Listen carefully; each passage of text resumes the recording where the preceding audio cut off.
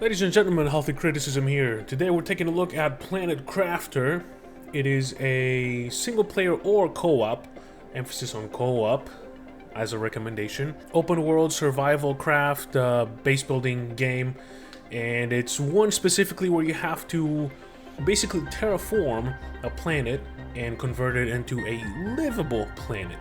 It's going to be a barren wasteland, and your task is essentially to create life out of nothing, because life, if anything, but finds a way.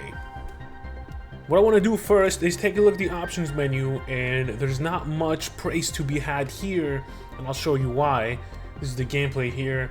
I have my interval save on 6 minutes. I'm going to dump it down to 5, because why not? There's going to be some alerts, notifications, and everything. Not a lot to go on for the gameplay. For the audio, you have separate sliders for everything, which is really nice. I got a lag spike there for some reason. Got some master, music, sound effects, and menu. There's no voice acting, unfortunately. Controls, you have a few options that you can change. You got your mouse sensitivity. I've dumped it down all the way to 12 because this game is sensitive. We got some move forwards and backwards and everything. One key thing that you might want to consider about this game is their unstuck button. It's usually on F4, but you can rebind it to whatever you want. I have it on the back button of my mouse, and I'll show you what that does. Do not abuse it, please. Or abuse it, who gives a fuck.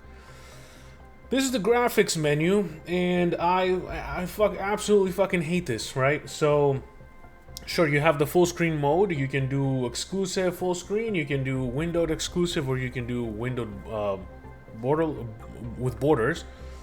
You got your resolution options, you have your refresh rate, your VSync, your target frame rate is here. You don't really have to worry about that on the VSync, obviously.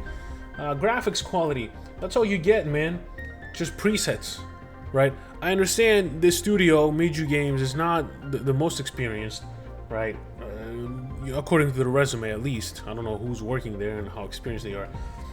And I mean it as respectfully as possible, but this is absolutely not great at all. Does this take away from the game? Of course it does. Not enough, not at all. This is still an amazing game, but let me turn off chromatic aberration. I don't want to have to mod the game through the Unity engine, because I believe this is a Unity game. It's not an Unreal Engine game, right? It's not great. There's a lot of chromatic aberration, and it's very, very intense. There's the draw distance is bundled with everything. It's just not great. There's nothing else I can say about it. Brightness, field of view. The field of view is surprisingly high, even on the lower options. Usually I have to put mine on 95 to 100 with the ultra wide monitor even, but it's fine. Screen shake intensity, I'm gonna drop it down to 10 because it's annoying. I do have a DLC that is available. It's not quite on a decent sell yet, so I haven't really played with it, but I'm gonna plan to do it soon.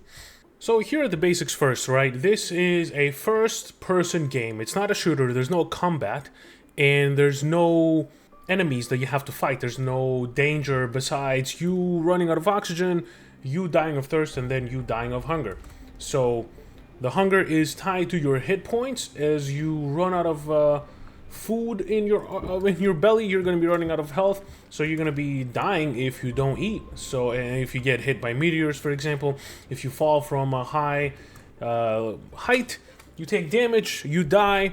I have my game set to preserve some of my items on my body and then drop the rest of the items, and then you have to go pick them up in a chest.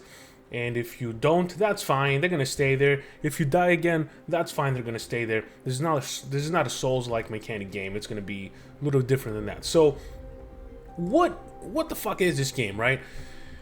In that area, right where I'm pointing my cursor, in that general area right there, that's where you crash land into this planet. And then you look around and you see a barren wasteland. It's going to look nothing like this. There's not going to be any trees. There's not going to be any green. There's not going to be any grass. There's not going to be any water. There's going to be nothing. Just death. Death awaits you until your demise, unless you do something about it. And what can you do about it? That answer is simple. You see this right here? This is iron. You mine it. You see this right here? This is titanium. You mine it. If only it was this easy in real life to terraform a planet, right? This is I'm sorry, this is magnesium. You mine it. You go up here, what is this right here? This is cobalt. You mine that. And what do we got here? This is more iron. There's something else that we're missing, and it's going to be silicon. Silicon? I don't know. No, my accent is not the best. But it's going to be right here. This is silicon. You're going to mine that. The toughest part of your early beginnings is going to be figuring out what everything looks like. If you're going to say, oh, I need iron, I need just cobalt, that's going to be easy to distinguish. It's going to look like that. Well, the iron and the silicon kind of look the same. You know, this is titanium. It looks like magnesium. I don't know why. Every time I see this, I think magnesium, but it's not. It's not magnesium. It's titanium. So you're going to be mining those things, and you're going to be building stuff. First thing you're going to want to build is a living compartment. And you need 2 iron and a titanium for that. So I saw some iron over here. Let's see, there was an iron. There it is. There's the iron right here. You're going to mine the iron. You're going to open up this panel. You're going to be living compartment is what you're looking for. And you kind of build it whatever you want. It can levitate. I think that's a little silly, right? But then again, you have foundations that you can build underneath it to make it look a little bit more realistic. This is silliness, but it's here. We're dealing with it. We're living with it. It's fine. Next thing you want to build is a living compartment door. I don't know why it doesn't come with the door pre-attached, but you're gonna have to do that so you can get inside. This is gonna provide you oxygen automatically. Don't ask me how. There's no oxygen capsule next to it, but the more you question this game, the less you enjoy it. So just suspension of disbelief is going to be necessary to enjoy this game. And once you start suspending disbelief, you're going to see there's a real big gem around here. The next thing you want to do is explore. Once you have your survivability ensured, right? You have some space food in the beginning to help you out because you don't have any way to grow food. You don't have any means to do that. There's no animals for you to hunt, right? There's no weird aliens that you can demolish and eat. So there's going to be none of that. Once you start surviving, you're going to be exploring. There's going to be a ship there. There's another ship down there. There's another ship where I set up my base. Eventually, what you're going to be able to do is open up the map, right? All these will become available to you. You're going to be tempted to look up things. Oh, where do I find this? Where do I find this? Where do I find iridium? Where do I find osmium? Whatever the fuck it is you might want to be looking for, you will find it, right? And if you do not find it, the game will give you ways to find it. So, obsidian. This is the only way to find obsidian. It's going to be in this area right here. It's gonna be found in chests as well. It's not the only place to find it, but you get the drift. It's gonna be hard to find. You're not supposed to find it early. As you can see, it's very far into the distance here because wow, you crash land all the way here, right? The game will tell you build your base high in a letter that you see in your computer, and this is gonna be why. Once everything is covered by water, it doesn't function anymore. So your solar panels, your windmills, your drills, your base, it doesn't give you any more oxygen. And since you crash land over there, well, you're going to have to go as high as possible within a reasonable, distance. And you have to be strategic in where you place your base. I am kind of dead center of everything right here. If I want to go somewhere, it's going to take me equal time to go whatever I want. And I was very lucky with that decision because it was all based on pure luck. I didn't know where I was setting up my base. I kind of was like, okay, I've traveled a little far from my crash landing. This is going to be a good spot. As you can see, I'm very close to all the edges of the map. And it seems like it's not a big map. It is. It is a pretty decent sized map. So the thing you want to do most, I don't want to say as fast as possible because you're going to have to do it again at some point, is explore, right? So this is me hovering with my jetpack. You don't unlock that until a little further down the line. You can also, spoiler alert, find one if you want. I believe it's a tier 2 jetpack, so that's going to be nice for you to have and utilize. This is how you explore the ships. It's pretty eerie, right? But it's nothing to worry about because there's no enemies again. There's no danger. The only danger that you're gonna run into is just literally running out of oxygen and dying and dropping your loot, and then you're gonna have to go all the way back to get it. So try not to perish because it is gonna be a lot of back and forth. And speaking of back and forth, what you might want to do or not do is sleep on your vehicle, right? When I first unlocked the vehicle, it was super slow. It wasn't doing much, but if you go into this compartment right here, the vehicle, you're gonna see the container here for upgrades. I have the level 3 upgrade on it. I have the infinite oxygen on it, so once you get back into the vehicle, it'll give you, replenish your oxygen. I have the beacon so I can find it easily, and most importantly, with the speed upgrade, it's a lot faster than what I am on the jetpack. Even though I have to maneuver around the rocks here and not tip over, even if you do tip over, it's not going to be the end of the world. It's easy to flip back up by walking up to it. It's going to start flipping. You know, you don't have to press anything. So don't sleep on your vehicle, especially because this is the storage that it gives you. It's quite a lot of storage, and I just found a graveyard that I was able to, I don't want to spoil much, I was able to loot a bunch of stuff on it. You're gonna figure it out yourself. These are the seats here that you can use if one of your buddies is driving the wheel. I gotta say, man, if I had somebody to play this game with, I would have finished it by now. I have done all these things by myself, and it's taken me quite some time, and I really, really wish there was online multiplayer via server browser, because it's all local. There's no server browser. You have to set up everything and share a code with your friends, and they can join the game or whatever. Eventually, what you're going to be doing is building all these screens. There's going to be information.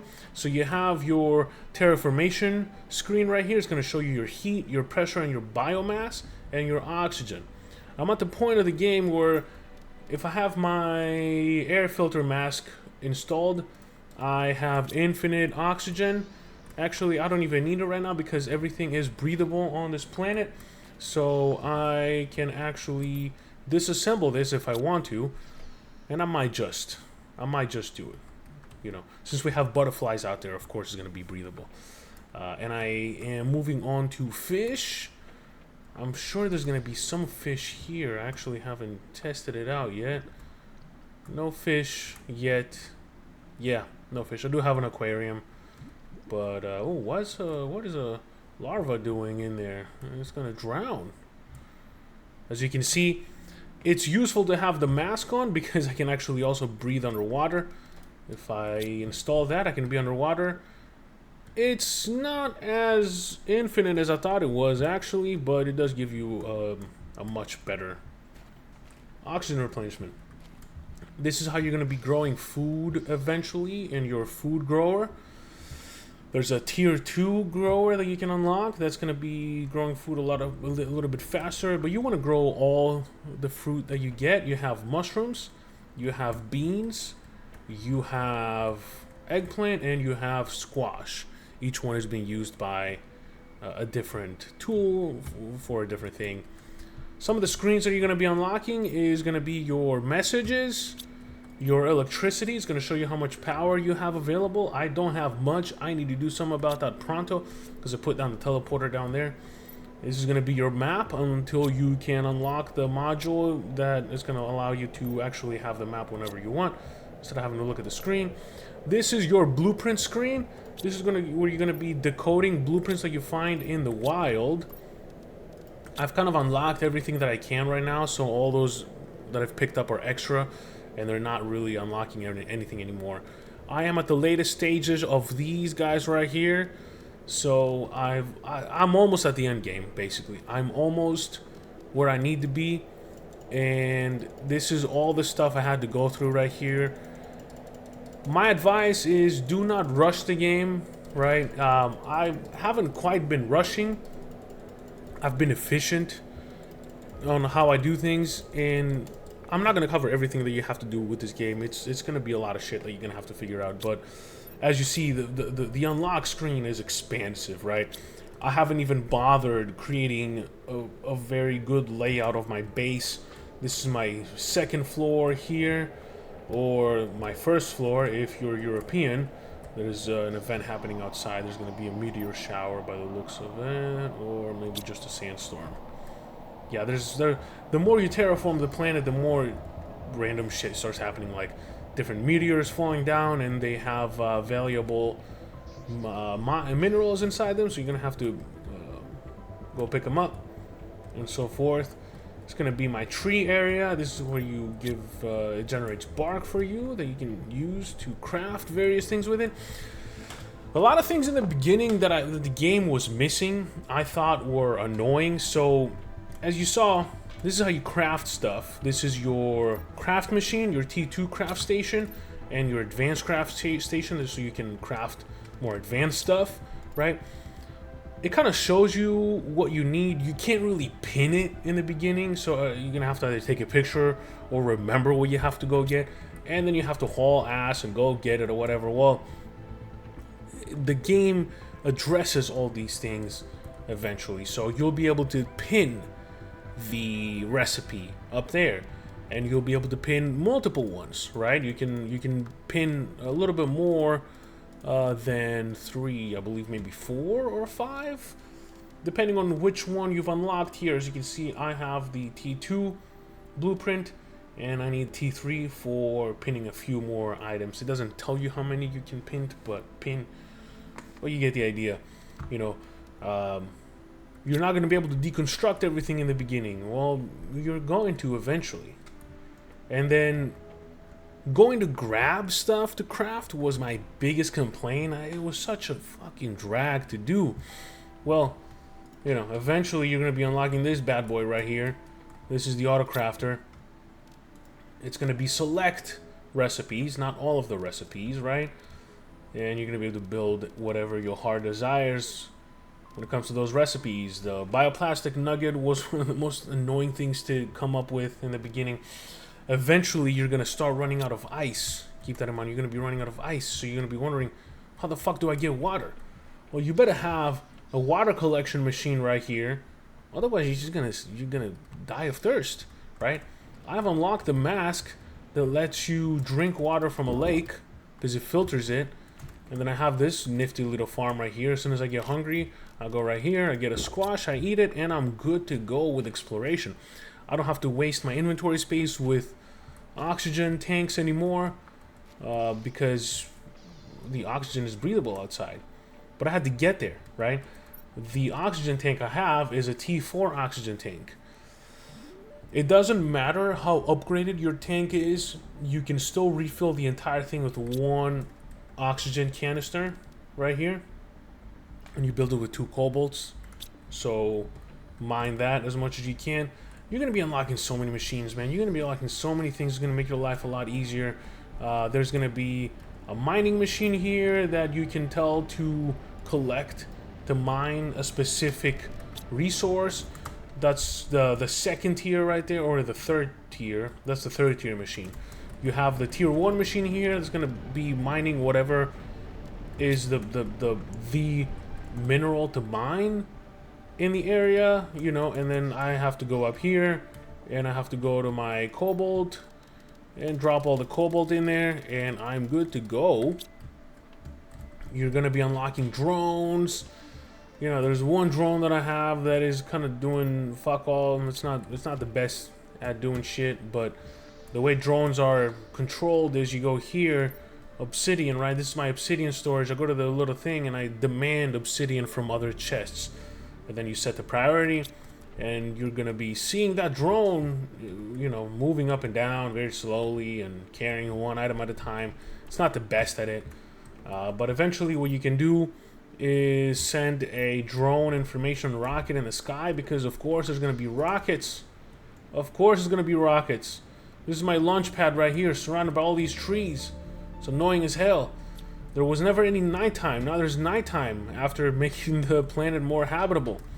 You go up here, There's a drone visualization rocket that you can launch in the air. I don't think I have that yet, but once you do that, it's going to show you the drones in your map, which is really useful.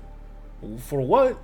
Just to keep tabs on it, nothing else. No, you know, I don't know if you can go find it and get it unstuck if it's stuck in places, but so far the drone has gone very silent. I've only seen it twice, and I've had it for hours. That thing doesn't do shit around here. So anyway, I don't want to mouth away too many more things. I've shown you a lot of stuff. I'm not going to talk about some of the things you see on the screen because it's on purpose. That's for you to discover. And all you have to worry about is you crash land on a planet.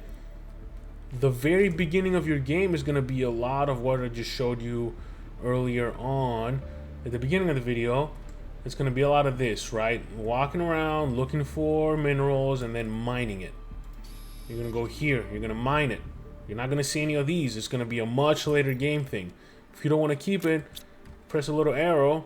It dumps down on the world, and it kind of stays on the world.